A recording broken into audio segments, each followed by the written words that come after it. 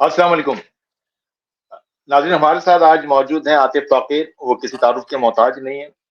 बड़े मसल आजकल के बड़े मशहूर शायर हैं और उनके नौजवान नस्ल में अशार जो है ना बड़े पसंद किए जाते हैं। तो 2-3 टॉपिक पे उनसे बात करनी थी। एक तो हमारे सुहेल वड़ाइच साहब का मौजू था और दूसरा था इंजीनियर अली मिर्ज़ा साहब।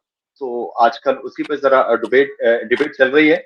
तो हमें जॉइन कर रहे हैं जर्मनी से आतिफ ताक़िर और उनसे फिर इन मौज़ूआत पर बात करते हैं। उनका एक कथा है बड़ा मशहूर, तुम्हें हमारी रूह के निशान मिले, नहीं मिले, हमें तुम्हारे जिस्म का पता मिला, नहीं मिला, वजूद इश्क का कोई सिरा मिला, नहीं मिला, खुदी मिली, नहीं मिली, खुदा मिला, नहीं मिला, ये अहद रब का अहद है, सो रस्म मुस्तरद हुई, मसीह वक्त दार पे खड़ा मिला, नहीं मिला। तो हमें ज्वाइन कर लिया आतिफ ताक़िर ने। बाकी अब उनसे बात करें। अस्सलाम वालेकुम आतिफ भाई। वालेकुम अस्सलाम शोबे, कैसे मिजाज, आप खैरियत से हैं? बहुत शुक्रिया आपके टाइम देने का।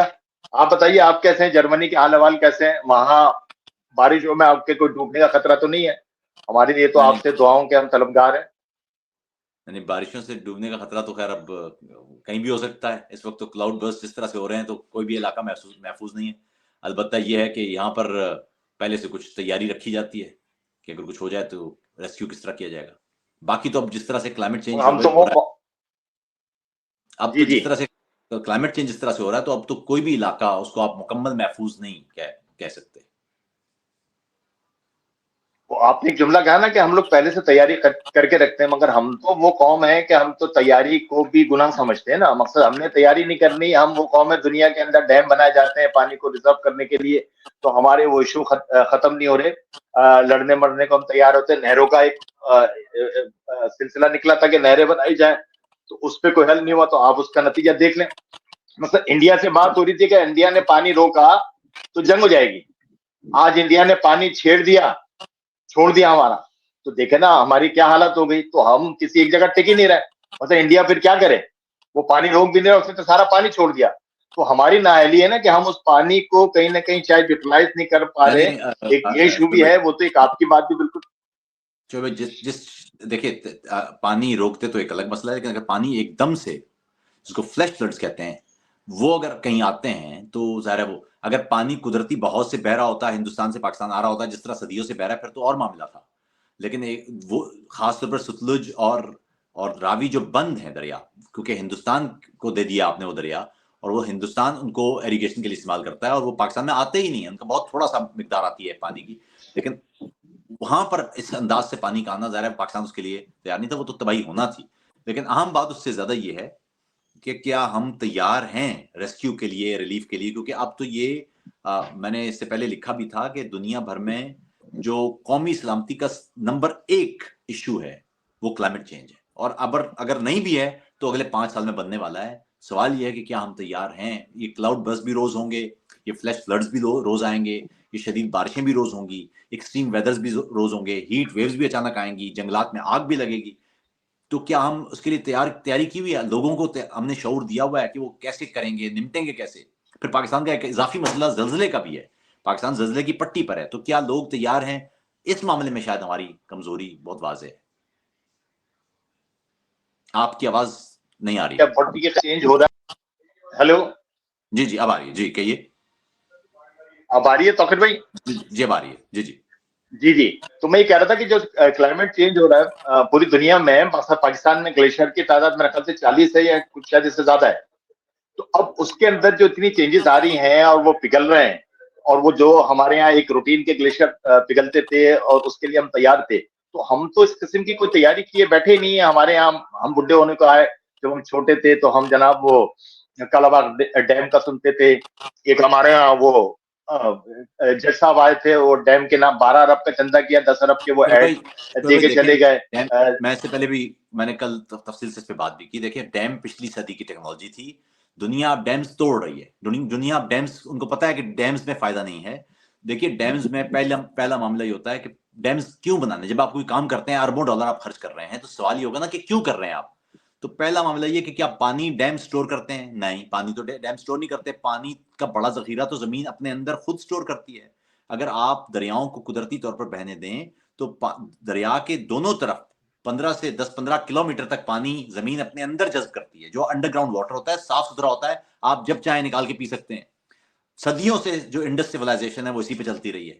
اچھا, دوسری بات ہے کہ اس سے الیکٹریسٹی, تو بھائی الیکٹریسٹی کے اب بہت چیپ طریقے, پچھلی صدی میں تو ظاہر ہائیڈرو پاور ہوتی تھی, لیکن اب ہمارے پاس ونڈ پاور اور سولر پاور وہ اتنا زیادہ ترقی کر چکا ہے کہ آپ وہ پیسے جو ڈیم بنانے پر خرچ کرتے ہیں اس سے آدھے پیسوں میں اس سے زیادہ بجلی بنا سکتے ہیں آپ. میں آپ کو مثال دیتا ہوں, دیکھیں نیلم جیلم جو ڈیم بنایا آپ نے, اس کو انیشیل انہوں نے بتایا تھا کہ یہ $1 بلین میں بنے گا, اور اس سے جو بجلی پیدا ہوگی وہ قریب 900 سم تھنگ میگا واٹ بجلی بنے گی. اب وہ مسئلہ یہ ہے کہ 900 میں 50-60 میگا واٹ تھی جو بجلی بننا تھی, وہ جب ڈیم بنا تو وہ $6 بلین میں بنا, اور جو بجلی ہے 900 تو وہ ہے, اس کے بعد پھر اس کے اندر آپ جو وابڈا کی 25% جو اس کے لائن لاس ہوتے ہیں شامل کریں, ہاں, تو وہ اس سے بجلی بن رہی ہے, اس سے بجلی کو, اور وہ بجلی جو ہے وہ سارا سال تو پانی اتنا نہیں آتا, تو جو بجلی ایوریج بن رہی ہے وہ 450 میگا واٹ. یار $6 ارب آپ لگا کے 450 میگا واٹ بجلی بنا رہے ہیں. اب وہ $6 ارب اگر آپ پون چکیوں پہ لگاتے ہیں, یعنی ونڈ ٹربائنز پہ یا سولر پارکس لگاتے, اس سے کہیں زیادہ بجلی بنا سکتے تھے آپ. اور اوپر سے آپ نے مصیبت یہ کر دی ہے کہ وہ سارا علاقہ زلزلے والا ہے, وہ کسی بھی وقت زلزلہ آئے گا تو آپ کے ڈیم ٹوٹ جائیں گے, آپ تیار ہی نہیں ہے. تباہ ہو جائیں گے. دیکھیں نا, ابھی ہم آج سوچ رہے ہیں جناب, جس طرح آپ نے کہا کہ جناب دنیا بھر میں آبسلیٹ ہو چکے ڈیم, تو اب دنیا شاید میں پتہ سر, نہیں بات چیت ہو مغربی رہی تھی, دنیا اب میں شعیب بھائی, مغربی دنیا میں جو ڈیم ہے ہر ہفتے ایک ڈیم ٹوٹ رہا ہے, ہر ہفتے ایک ڈیم توڑتے جا رہے ہیں. اس کی وجہ یہ ہے کہ کیونکہ ڈیم نمبر 1 وہ ایکو سسٹم کو خراب کرتا ہے, نمبر 2 وہ پانی کے اندر صرف پانی نہیں بہ رہا ہوتا بلکہ پانی کے ساتھ ریت بھی بہ رہی ہوتی ہے. وہ ریت لے جا کے جب ڈیلٹا میں گرتی ہے تو سمندر کو پیچھے بھیجتی ہے. تو بہت ساری جو افادیت ہے اس کی, وہ جب آپ صرف پانی چھوڑتے ہیں تو ایک تو آپ کا ایکو سسٹم کا نقصان سب سے بڑا یہ ہے کہ آپ کی مچھلیوں کی تعداد, جو آپ کی آبی حیات ہے, جو اس آبی حیات سے جڑی ہوئی حیات ہے, وہ ساری کی ساری تباہ ہو جاتی ہے. تو جو ڈیم ہے یہ پچھلی صدی میں اس وقت یہ بہت سمارٹ چیز سمجھی جاتی تھی, دنیا سے اب ڈیم ختم ہو رہا ہے. جیسے چین ہے اور دیگر علاقے جو اپر اسٹریم پر ہوتے ہیں, وہ اس لیے اس کو بناتے ہیں کہ وہاں پر کیونکہ پانی ان کے پاس بہت تھوڑی دیر کے لیے رہتا ہے, وہ جا سکتا ہے پانی, وہ یہ کوشش کرتے ہیں کہ ہاں پانی کو بالکل, زیادہ دیر تک ہم اپنے پاس روک لیں, اور پھر اس کو کبھی کوئی جنگ ہوتی ہے تو اس کو آبی جارحیت کے لیے بھی استعمال کریں. پاکستان تو لوور اسٹریم پر ہے, پاکستان نے تو یہ استعمال بھی نہیں ہاں کر سکتا, بالکل صحیح بات. پاکستان کا پانی تو سمندر میں جائے وہ گا. چائنا سے پاکستان انڈیا کے بعد پاکستان کی باری آنی ہے. تو پاکستان کو تو یہ کام بنتا ہی نہیں ہے. پاکستان کو تو کوشش کرنا چاہیے اسمارٹ ایریگیشن پر, واٹر مینجمنٹ پر, لوگوں کو شعور دینے پر, ان چیزوں پر پاکستان کو پیسے خرچ کرنے چاہیے. اور پاکستان کے پاس تو اتنی ہوا ہے, ہمارے پاس تو اتنا دھوپ ہے, دھوپ مفت کی انرجی ہے, وہ ہم ضائع کر رہے ہیں. اچھا, جس طرح ہم بات کر رہے تھے شعور کی, آپ نے بات کی, تو ہم اپنی قوم کو کہاں سے شعور دیں؟ جس طرح علی مرزا کا واقعہ ہوا کہ ایک, اب وہ میں جملہ بھی دہرانا نہیں چاہتا کہ پتہ نہیں ہمارے پروگرام پہ بھی وہ توہین کا وہ نہ لگ جائے, کہ جو واقعہ ہوا ہے شاید سب کو پتا ہے کہ کون سا جملہ تھا جو انہوں نے کہا اور جس پہ ان کو اریسٹ کر لیا گیا. تو اب یہ کہاں سے شعور لائے اس چیز کے؟ تو ہم لوگ خود ہی اتنی مقصد کیا کہنا چاہیے, جو ہم نے اسلامائزیشن ضیاءالحق کے دور کی پیداوار تھی, ورنہ اس سے پہلے تو ہمارا ملک ایسا نہیں تھا. تو اتنی شدت پسندی جو ہمارے مذہب میں آئی ہے, اس پہ آپ کیا کہیں؟ ویسے معذرت کے ساتھ علی مرزا بھی جو صاحب ہیں توقیر بھائی, وہ خود بھی زبان کے کوئی اتنے اچھے آدمی ہے نہیں. مقصد ہے کہ اوپینین ہوتا ہے نا, وہ سیکنڈ اوپینین کو, اس کی اہمیت کو نہیں جانتے. وہ جب بھی بات کرتے ہیں اوئے اوئے, وہ اس طریقے سے بات کرتا ہے اور دوسرے کا جو بھی موقف ہے اس کو رد کر دیتا ہے. تو علی مرزا بھی کوئی اتنی اچھی اس کے حامل نہیں ہے. بہرحال ان کے ساتھ جو واقعہ اس کی بھی مذمت کرتے ہیں. آپ کیا کہیں گے؟ دیکھیں شعبہ, اس میں 2-3 پرتیں ہیں, ان تینوں پرتوں کو دیکھنا ہوگا. نمبر 1, پاکستان میں شدت پسندی کیوں ہے؟ پاکستان میں شدت پسندی اس لیے ہے کہ ریاست اس کو بطور ہتھیار استعمال کرتی ہے. اگر ریاست نہ چاہے اور ریاست ڈی ریڈیکلائزیشن شروع کرے تو وقت لگے گا, لیکن یہ سب ہو سکتا ہے. جو امریکہ ہے اس نے اپنے ڈالر دیے, اور سعودی عرب نے اپنی نظریہ دیا, اور اس طرح سے پاکستان کا ایک پورے کا پورا جو ہمارا سماجی فیبرک تھا وہ توڑ دیا گیا سوویت یونین کے خلاف لڑنے کے لیے. تو ایک تو یہ معاملہ ہے کہ ریاست خود اس کو بطور ہتھیار استعمال کرتی ہے. اس لیے مولوی تو بہت سیکنڈری چیز ہے. مولوی ایک چھوٹا ادارہ ہے. مولوی آپ کو کبھی بھی طاقت کے خلاف نظر نہیں آتا, طاقت کے ساتھ نظر آتا ہے. اور مسئلہ یہ ہے کہ یہ کیونکہ مولوی طاقت کو اعانت کرتا ہے تو اس لیے طاقت اس کو پال کے رکھتی ہے. تو ایک بات یاد رکھیے گا, آپ کو یاد ہوگا خادم رضوی نے ایک دفعہ جو وہ چیف جسٹس اور چیف آرمی اسٹاف کے خلاف کہا تھا اس کو انہوں نے اریسٹ کیا تھا, غائب ہو گیا تھا سارا, پورا کچھ سسٹم ہی ختم ہو گیا تھا.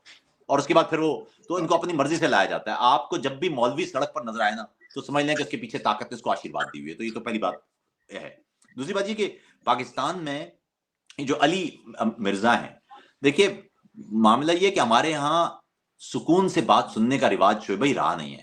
ہمارے ہاں رواج یہ ہے کہ آپ دھونس سے بات کریں گے, آپ غصے سے بات کریں گے, آپ اب فضول بات کریں گے, آپ لوگ بات کریں گے, آپ کوئی بیچ میں گالی دے دیں گے تو وہ آپ کی بات سنی جائے گی. آپ اگر آپ سکون سے بات کرنے والے ہیں تو لوگ آپ کی بات سنیں گے ہی نہیں, کیونکہ ایک پورے کا پورا ٹیمپرامنٹ اس طرح کا بنایا گیا ہے معاشرے کا کہ وہ اس کو مسالہ چاہیے ہوتا ہے ہر بات میں.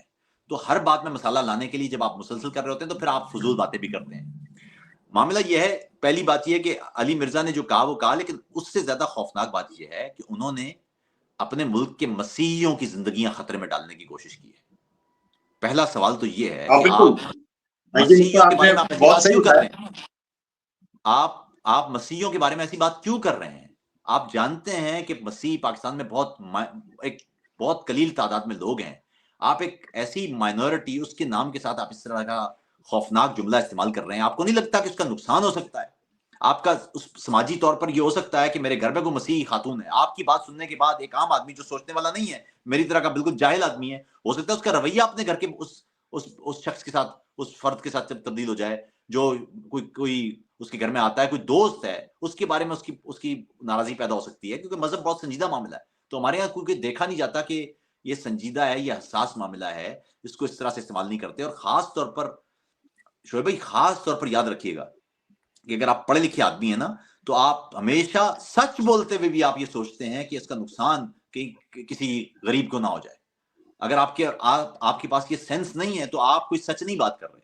اور اس سے بھی زیادہ جو اہم بات ہے وہ یہ ہے شعیب بھائی, جو زیادہ تکلیف دہ بات ہے وہ یہ ہے کہ جب بھی دنیا کے کسی بھی خطے میں, دنیا کے کسی بھی نظریے کے لوگوں میں جو نظریے کے حقیقی پیروکار ہوتے ہیں, جیسے ہی کوئی تیر ان کے نظریے کی طرف چلتا ہے وہ اپنا سینہ آگے کر دیتے ہیں اور کہتے ہیں جی کہ مسئلہ نظریے میں نہیں ہے, مسئلہ میرے اندر ہے. لیکن ہماری بدقسمتی دیکھیے کہ ہمارا مولوی وہ تیر اس کی طرف آتا ہے تو وہ مذہب کا سینہ آگے کر دیتے ہیں کہ جی قصور دیکھیں نا, آپ تو اس کو نشانہ بنانا چاہ رہے ہیں. یہ بدقسمتی کی بات ہے. بات یہ ہے کہ کئی چیزیں ہیں جو آپ اس کو صرف نظر کر کے آگے بڑھ سکتے ہیں.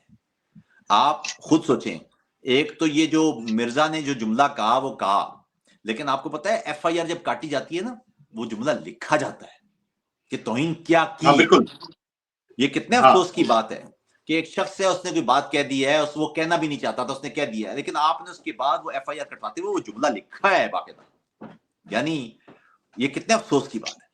تو اس لیے میری رائے بالکل یہ بات آپ نے بالکل ٹھیک کہی. آگے جا کے یہ معاملہ پھر اٹھے گا کہ جناب مسیح کس طرح کیوں یہ جملہ ہمارے نبی کے خلاف بول سکتے ہیں. نہیں کہتے. آپ نے آپ کی زندگی میں کتنے مسیح آپ سے ملے, کبھی کسی سے سنا ہے؟ ارے نہیں, کبھی نہیں سنا. اور مسیح تو بہت بیچارے سیدھے قسم کے لوگ ہوتے ہیں, نہ کسی معاملے میں, اور جو بھی جس ملک میں اقلیت ہوتی ہے وہ تو ویسے ہی دبکے رہتی ہے نا. مثلا اگر ہندو, میں تو جہاں پر اکثریت ہے میں یہاں کی بات کر رہا ہوں. میں نے تو آج تک کسی مسیح سے نہیں سنا کہ ہمارے پیغمبر کے بارے میں اس کے وچار یہ ہیں.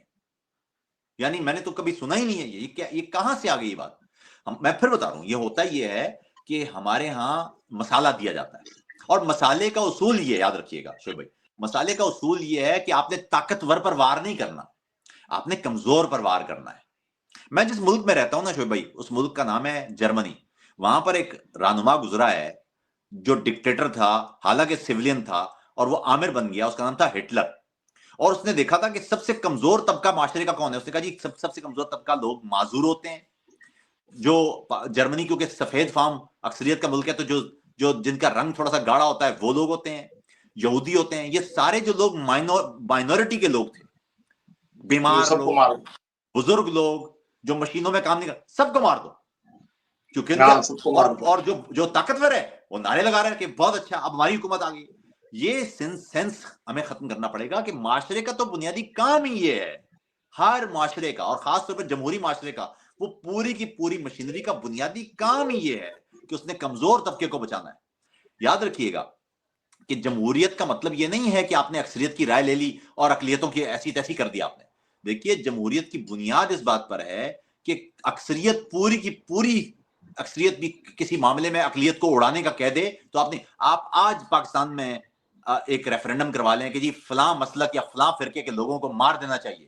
ہو سکتا ہے کہ پاکستان کی میجورٹی میں سے یہ آپ کو رائے مل جائے ریفرینڈم کی صورت میں کہ اس خاص طور پر اس مذہب کے لوگوں کو یا اس مسلک کے اس فرقے کے لوگوں کو ختم کرنا چاہیے پاکستان سے ختم. تو کیا کر دیں گے؟ کیا نہیں ہو سکتا یہ. ہاں بالکل صحیح بات ہے. یہ کیسے ہو سکتا ہے شعیب بھائی؟ جرمنی کے اسی لیے جب دوسری جنگ کے بعد جب جرمنی کا دوبارہ سے ظہور پذیر ہوا جرمنی، تو جرمنی کے دستور میں جو پہلا جملہ پہلی شک یعنی آرٹیکل 1 کا پہلی شک لکھی گئی، اس کا پہلا جملہ تھا Die Würde des Menschen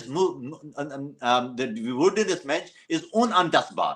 یعنی انسان کی تکریم اور انسان کی حرمت وہ ناقابل چھون ہے، اور ریاست اپنے تمام ادارے اور تمام محکمے استعمال کر کے یہ طے کرے گی کہ انسان کی حرمت پر اثر نہیں آنچ نہیں آئی ہے.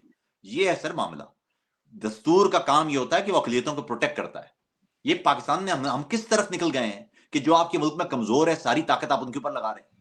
پاکستان میں اس کی وجہ تو یہ بھی ہے نا کہ ہم لوگ دیکھیں اپنے طور پر تو آزاد ہوئے نہیں، ہمیں کسی خاص ایجنڈے کے تحت آزاد کیا گیا، اور ہم نے کسی کا رینٹا کنٹری کے طور پر کام کرنا تھا، وہ ہم کام کر رہے ہیں جو ہماری ڈیوٹی تھی 47 کے ٹائم پہ. تو ہم لوگ اسی قسم کی ہمارے یہاں جمہوریت ہونی تھی، اسی قسم کی ہمارے یہاں تعلیم ہونی تھی، اور وہ جو ان کا مقصد تھا اسی کے تحت پاکستان استعمال ہو رہا ہے. تو یہاں پر کیسے جمہوریت آئے گی، کیسے عوام میں شعور آئے گا؟ اس میں کچھ شک نہیں ہے شعیب بھائی کہ پاکستان جس انداز سے بنا تھا اور جن لوگوں نے بنایا تھا، پاکستان نے اس ایلیٹ کو بہت فائدہ پہنچایا ہے، اس کو ارب خرب پتی کر دیا. یہ بات درست ہے، لیکن یاد رکھیے گا کہ ہمارے سامنے بیلجیم کی بھی مثال ہے. بیلجیم ایک غیر فطری ریاست ہے. بیلجیم کے سارے لوگ کہتے ہیں، آدھے لوگ اس کے ڈچ ہیں، آدھے لوگ اس کے فرینچ ہیں، لیکن وہ کہا کرتے ہیں کہ اب تو یہ ہے، اب یہ ریاست اب ہے، اب نے اس ریاست کو کامیاب کرنا ہے. پاکستان کیسے بنا تھا، بننا چاہیے تھا، نہیں بننا چاہیے تھا، اس سے مسلمان بر صغیر کے مسلمانوں کو نقصان ہوا نہیں ہوا، یہ بحث تو رہے گی. لیکن اب یہ ملک ہے، اب ہم نے اس ملک کو کامیاب کرنا ہے، اور اس کامیاب کرنے کا طریقہ توقیر بھائی آپ کی بات کاٹ رہا ہوں. دیکھیں بیلجیم اور پاکستان کے میل وقوع میں بڑا فرق ہے. پاکستان جس جگہ پر موجود ہے اس کا پڑوس میں انڈیا ہے، اس کے پڑوس میں رشیا ہے، اس کے پڑوس میں چائنا ہے. مقصد دنیا کے جو نظر آنے والے ممالک ہیں، یا تقریباً 3 ارب لوگ تو یہاں پر 5-6 ممالک میں ملتے ہیں. تو پاکستان کے ذریعے آپ انڈیا کو بھی کنٹرول کرتے ہو، پاکستان کے ذریعے آپ رشیا کو بھی کنٹرول کرتے ہو، پاکستان کے ذریعے آپ افغانستان کو بھی دیکھتے ہو، پاکستان کے ذریعے آپ چائنا میں بھی ایسی تیسی کرا سکتے ہو، پاکستان کے ذریعے آپ ایران میں بھی جو چاہے کرا سکتے ہو. تو پاکستان میں ہمیں بیلجیم جیسی آزادی یا کسی اور آزاد ریاست جیسی آزادی کون دے گا؟ امریکہ دے گا یا کوئی بھی یورپین ممالک، کوئی بھی نہیں دے گا نا ہمیں. آپ کا اس پہ کیا خیال ہے؟ ہمیں کوئی یہ آزادی مل سکتی ہے؟ آپ درست کہہ رہے ہیں. معاملہ یہ کہ پاکستان میں سر 30 کروڑ کے قریب لوگ رہتے ہیں، کوئی 25-30 کروڑ پاکستان کی آبادی ہے. پاکستان دنیا کا کوئی چوتھا پانچواں سب سے بڑا ملک ہے. سوال یہ نہیں ہے، سوال یہ کہ کب تک ایسے کرنا ہے آپ نے. میں اسی لیے بار بار کہتا ہوں کہ یہ انتہائی ضروری ہے کہ پاکستان میں جمہوری روش چلتی رہے. لوگ اگر غلط فیصلہ کرتے ہیں تو ان کو غلط فیصلہ کرنے دیں، وہ اپنے غلط فیصلے کو بھگتیں. یہ پروسیس جب تک نہیں چلے گا، پیوریفائی نہیں ہوگا یہ معاملہ. اگر ہر روز اچھا میرا اس پہ اپنا موقف ہے کہ آپ نے اس پہ کہا کہ کب تک چلے گا، تو مجھے لگتا ہے کہ تا وقت کہ چائنا اتنا مضبوط ہو جائے، تا وقت کہ انڈیا اتنا مضبوط ہو جائے اور وہ فیصلہ کریں کہ یار اس خطے کا کیا کرنا ہے. یہاں سے امریکہ کے مفادات ہوتے ہیں، یورپین کنٹریز کے مفادات ہوتے ہیں، یا انگلینڈ کے کوئی مفادات ہوتے ہیں، وہ ختم کر کے چائنا اور انڈیا اپنے مفادات دے دیں گے. ہمیں نظر نہیں آتا آگے کن بنیاد پر پاکستان جو ہے نا ایک آزاد ریاست کے طور پر کھڑا ہو سکتا ہے. مجھے نہیں لگتا. امریکہ جس دن اتنا امریکہ الزام وہ انڈیا الزام لگاتا ہے پاکستان پہ کہ پاکستان نے کر دیا، کیا انڈیا کو پتہ نہیں ہے کہ اگر پاکستان کی طرف سے کوئی دراندازی ہوتی ہے وہ امریکہ کی طرف سے ہو رہی ہے یا چائنا کی طرف سے؟ پاکستان کی کیا وجہ ہے؟ ہمارے پاس کھانے کو نہیں ہے، ہمارے پاس دوسری چیزیں نہیں ہے، ہم تو اکیلے انڈیا پہ اٹیک کرنے کی طاقت نہیں رکھتے. تو لازمی بات ہے کہ دوسرے ممالک یہاں شامل ہے نا، کہ انڈیا کو ڈسٹرب کرنا ہے، انڈیا کو اپنا اسلحہ بیچنا ہے، انڈیا کو اپنی ٹیکنالوجی بیچنی ہے، انڈیا کو اپنے ہاتھ میں لینا. اس کے لیے ہمارے پاس پاکستان موجود ہے. اور چائنا بھی پاکستان، ہمارے دوست ہیں امریکہ میں کوکب پچوری، انہوں نے ایک دفعہ بڑی اچھی بات کہی تھی کہ یار چائنا جو ہے پاکستان کو ایسے ہی دیکھتا ہے جیسے امریکہ اس کو دیکھتا ہے، اسرائیل کو، اور چائنا نے بالکل کہا تھا کہ کسی اس میں نہ رہے، پاکستان ہمارے لیے اسرائیل کی حیثیت رکھتا ہے۔ تو وہاں پر اگر ہم یہاں سے آزاد ہوتے ہیں امریکہ سے، تو ہمیں چائنا اپنے مفادات کے لیے استعمال کرے گا، اور سر ہمیں تو لگتا ہے کہ ہم اسی طرح کرتے رہیں گے۔ سر دیکھیں معاملہ یہ ہے کہ جو بڑی طاقتیں ہوتی ہیں، خاص طور پر جو بڑی مالیاتی طاقتیں ہوتی ہیں، ان کے مفادات اسی طرح رہیں گے، وہ ہم تبدیل نہیں کر سکتے۔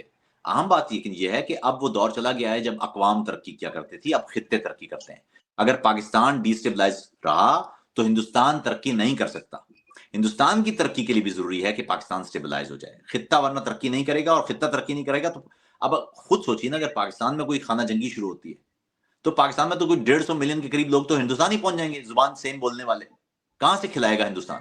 تو اس لیے ہندوستان کو بھی آخر میں یہ کرنا ہی پڑے گا۔ بدقسمتی اس علاقے کی یہ ہے شعیب بھائی کہ اس علاقے نے کوئی جنگ نہیں لڑی ہے اب تک۔ یہ ساری جو جتنی بھی آپ کی جنگیں ہیں نا، یہ ساری سرحدی جھڑپیں ہیں، ان کی کوئی جنگی حیثیت نہیں ہے۔ جب کسی علاقے کے 2-4 شہر بڑے تباہ ہوتے ہیں، کوئی 1-2 کروڑ لوگ مرتے ہیں، تب پتہ چلتا ہے کہ جنگ کیا ہے۔ جرمنی میں آپ جائیں تو کوئی ہر تیسرا گھر ٹوٹا ہوا ہے۔ جس گھر میں رہتا ہوں وہ گھر بھی برباد ہوا تھا۔ میں آپ کو تصاویر اگر دکھاؤں تو آپ ڈر جائیں گے اس علاقے کی، کہ کوئی ایک عمارت بھی بالکل جس طرح آپ کو کوئی تباہ حال علاقہ نظر آتا ہے نا، بالکل کوئی عمارت نہیں تھی۔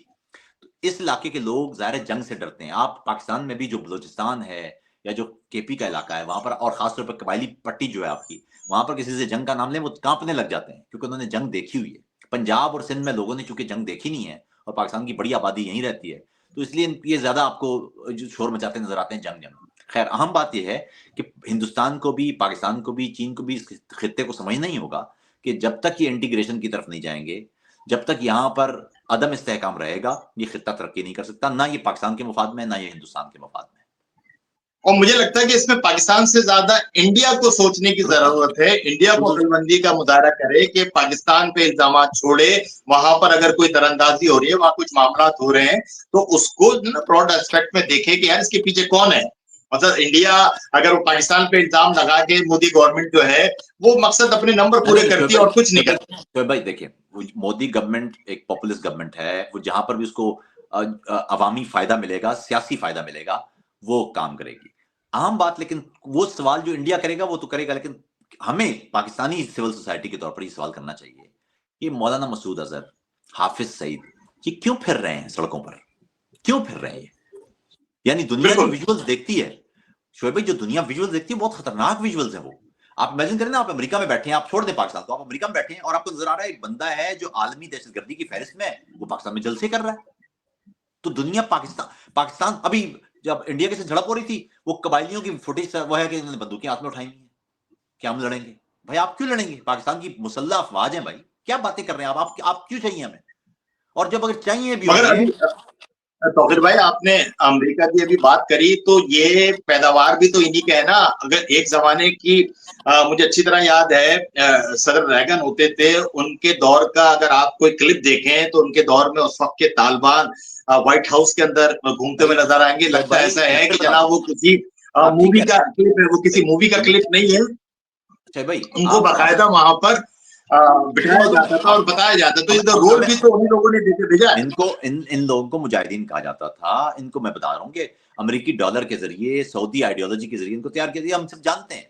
عام بات یاد رکھیے، جہاں پر بھی جو بڑی طاقتیں ہیں وہ اپنے مفادات ان کے تحت چلاتی ہیں۔ دیکھیے انہوں نے پاکستان کے ذریعے سوویت یونین کو گرا کے اپنے آپ کو دنیا کی واحد پاور بنا دیا۔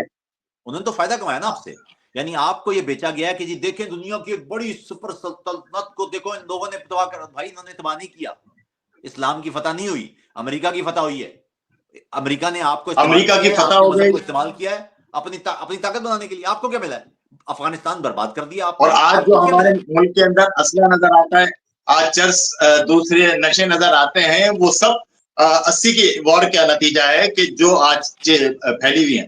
اچھا ایک دوسرے اس پہ موضوع پہ بات کرنے دیتے ہیں، تو میرا بحث بڑی لمبی ہے۔ جو پچھلے دنوں سہیل رائٹ صاحب کا واقعہ ہوا، تو اس میں آپ کو کہاں لگتا ہے کہاں کوتاہی؟ مجھے لگتا ہے کہ وہاں پر آرمی چیف کا جو وہاں پر یوں سمجھیں کہ اس کو مینج کر رہے تھے یا پروٹوکول مینیجر ہیں، ان کو بھی ذرا سوچنا چاہیے تھا کہ یار اگر سہیل بڑائچ صاحب کو آپ نے کیسے اس ٹیبل پہ بٹھا دیا کہ وہ وہاں سے بیٹھ کے, دیکھیں سہیل بڑائچ کا تو کام ہی یہی ہے کہ بیٹھے اور خبریں لے کے نکلے, تو وہاں سے کچھ آرمی کا اپنی بھی کچھ کوتاہی ہے. سہیل بڑائچ نے تو جو کیا وہ تو بات کی بات ہے, اس کو آپ کس نظر سے دیکھتے ہیں؟ سر میں تو اس نظر سے دیکھتا ہوں کہ جرنیلوں کو سیاسی خطابات نہیں کرنا چاہیے, ان کا کام نہیں ہے یہ. جرنیلوں کا کیا کام ہے کہ آپ پبلک گیدرنگز میں آ کے سیاسی تقریریں کر رہے ہیں, ان کا کام ہی نہیں ہے یہ. جب آپ سیاسی بیانات دیں گے, اگر کوئی واقعی عاصم منیر ایک جرنیل ہوتے, فوجی جرنیل ہوتے, سیاسی جرنیل نہ ہوتے, ان سے سوال ہوتا کہ یہ آپ عمران خان کے بارے میں کیا کہتے ہیں, تو ان کا رائے ہوتی سر میرا کیا تعلق ہے عمران خان سے, بھائی میں تو فوجی ہوں. اگر کوئی جرنیل ہوتا نا تو وہ کہتا ہے میرا کوئی تعلق نہیں ہے, یہ آپ گورنمنٹ سے پوچھیں. آپ اگر یہ کہتے پھر رہیں گے اسلام جی یہ جو آپ بات کر رہی تھی جمہوری گورنمنٹ کی, جمہوری ملک کی بات کر رہے ہیں نا, پاکستان میں تو ایسا ممکن ہے ہی نہیں. پاکستان میں تو ہم نے کہہ تو رہے ہیں ہم لوگ نیوٹرل ہو گئے ہیں سر, کہہ تو رہے ہیں ہم لوگ نیوٹرل ہو گئے ہیں. تو اگر نیوٹرل ہو گئے بس ہم یہ ہم کہنے کی حد تک ہے. اور دیکھیں پھر دوسرے راہ سوال یہ کہ کرے گا کون؟ مقصد ہم آج بڈھے ہو گئے یہ دیکھتے ہوئے کہ اگر ہر جرنیل کے ساتھ ہر دور کا سیاستدان رہا ہے, اور وہ سیاستدان کیا نام ہے جب جرنیل کے ساتھ ہوتا ہے تو وہ جرنیل بھی جمہوریت پسند ہوتا ہے اور وہ سیاستدان بھی جمہوریت پسند ہوتا ہے. اور جب جرنیل اس سیاستدان کو, سیاسی پارٹی کو لات مار دیتا ہے تو وہ سیاسی پارٹی انقلابی بن جاتی ہے. اچھا وہ انقلابی صرف اس شرط بنتی ہے کہ مجھے آپ نے لات کیوں ماری, مجھے دوبارہ اپنے گروپ میں لے لو. یہ سیسا والا کھیل جو ہے نا, ہمیں بھی آج اس عمر کو 50 سال سے تو ہم دیکھ رہے ہیں. تو مثلا یہاں پر کوتاہی اگر جرنیلوں کی ہے تو وہاں پر آپ کی عدلیہ بھی اس میں اتنی ہی شریک ہے, آپ کے سارے سیاستدان. مثلا آج عمران خان عطاب میں ہے تو عمران خان میرے جرنیل مثلا قمر باجوہ کے جتنے عمران خان نے مثلا تسمے باندھے ہیں, جتنے جوتے صاف کیے ہیں, وہ سب کا کام ہے. آج ان کو ہٹا دیا گیا تو وہ انقلابی ہو گئے. تو یہ تو المیہ ہے نا, وہی سیاستدان اگینسٹ ہوتے ہیں, وہی سیاستدان جب ان کی حکومت آتی ہے ساتھ ہو جاتے ہیں. یہ سلسلہ مجھے تو نہیں لگتا ختم ہوگا. معاملہ یہ دیکھنا ہی ہوتا ہے کہ فوج کے پاس سیولین سپیس کتنی ہے, یہ طے کرتی ہے کہ فوج آپ کی جو پولیٹیکل سفیر ہے اس کو کتنا متاثر کر رہی ہے. دیکھیے میں آپ کو سچ بتاؤں کہ کوئی بھی پولیٹیکل گورنمنٹ ہوگی, اگر وہ پروسیڈ کرتی چلی جائے گی تو وہ خود بخود فوج سے سیاست. آپ دیکھیں نا پاکستان کا بدقسمتی یہ ہے, بدقسمتی دیکھیں کہ پاکستان میں فوج نے پاکستان کا کانسٹیٹیوشن اس پر اتنے وار کیے ہیں کہ پاکستان کا کانسٹیٹیوشن جس کو پاکستان کی ایک بائنڈنگ فورس ہونا چاہیے تھا چاروں صوبوں اور اس کے دیگر اکائیوں کو جوڑنے والی, وہ نہیں رہا. اور فوج نے یہ نوشن دی کہ ہم پاکستان کے پروٹیکٹرز ہیں, پاکستان کا کانسٹیٹیوشن پروٹیکٹر نہیں ہے. اسے نقصان یہ ہوا کہ اب آپ کے پاس جو پروٹیکٹر ہے وہ کانسٹیٹیوشن نہیں ہے. یعنی آپ بلوچستان کے لوگ آپ سے کانسٹیٹیوشن سے نہیں جڑے ہوئے, فوج سے جڑے ہوئے. کے پی کے لوگ آپ سے کانسٹیٹیوشن سے نہیں جڑے ہوئے, فوج سے جڑے ہوئے. گلگت بلتستان کے لوگ آپ سے فوج سے نہیں جڑے ہوئے, فوجی طاقت سے جڑے ہوئے. پنجاب اور سندھ آپ نے فوجی طاقت سے جڑا ہوا ہے اس پورے یونٹ کو. مصیبت اب یہ ہے کہ اگر فوج سیولین سفیر میں رہتی ہے تو نقصان ہے, فوج کو آپ سیولین سفیر سے باہر گرا دیں تو بھی نقصان ہے. اب اس کا مطلب ہے کہ آپ کو دھیرے دھیرے یہ سپیس واپس لینا پڑے گی اور کوئی راستہ نہیں ہے آپ کے پاس. اور سچی بات یہ ہے کہ 2008 سے یہ دھیرے دھیرے سپیس لینے کا عمل شروع ہو گیا تھا. 18ویں ترمیم بڑا عمل تھا. 18ویں ترمیم میں فوج سے, اور کیونکہ اس کی وجہ یہ تھی کہ فوج بیک فٹ پہ تھی اس وقت, مارشل لا ایک ختم ہوا تھا مشرف کا, یہ اسامہ بن لادن کا واقعہ ہو چکا تھا, اس سے پہلے بینظیر کا جو قتل تھا, اس کی وجہ سے فوج بیک فٹ پہ تھی اور اس کا فائدہ ہی اٹھا کے انہوں نے 18ویں ترمیم اور یہ کر لیا اور اس سے سپیس آ رہی تھی. مصیبت یہ ہوئی کہ عمران خان نے یہ ساری سپیس واپس کر دی. عمران خان نے لٹرلی یہ جو سپیس واپس کی ہے ہائبرڈ رجیم کے نام پر. سچی بات یہ کہ عمران خان کا جو دور تھا وہ جنیجو دور سے بھی زیادہ اختیارات کے لحاظ سے کم تھا. تو یہ جو سپیس اب فوج کے پاس گئی ہے, اب سوال یہ ہے کہ واپس کیسے لی جائے گی, یہ ہے سوال.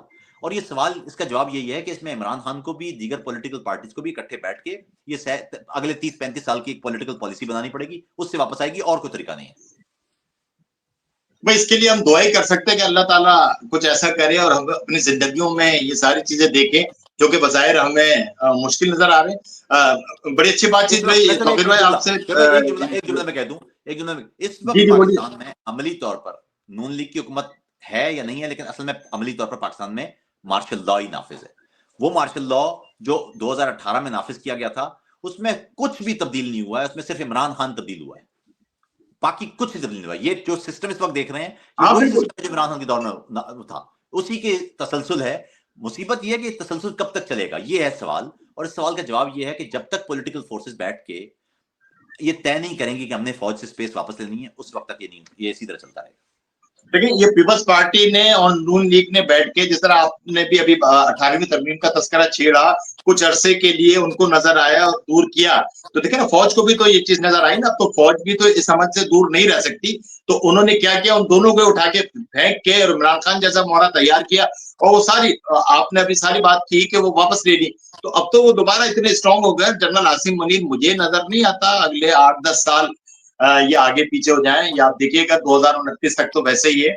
और ये तो पता नहीं पाकिस्तान की तारीख के मकसद ये हो सकता है जियाउल हक का भी रिकॉर्ड तोड़ दें। बहरहाल उम्मीद कर सकते हैं कि अल्लाह ताला जो भी कुछ करे हमारे मुल्क के लिए बेहतरी करे। बहुत शुक्रिया तौकीर भाई, बड़ी अच्छी बातचीत रही। एक आपका कथा है, उसी पे इस प्रोग्राम को हम खत्म करेंगे। ये आपका वो जिंदगी से क्या गया, धुआं उड़ा के रख दिया, मकान के एक सुतून ने मकान गिरा के रख दिया, वो राह से चला गया तो राह मोड़ बन गई, मेरे सफर ने रास्ता कहाँ छुपा के रख दिया। तो बहुत शुक्रिया तौकीर भाई, बड़ी अच्छी बातचीत रही। फिर इंशाल्लाह किसी वक्त किसी और मौजूद पे बात करेंगे। अल्लाह हाफिज।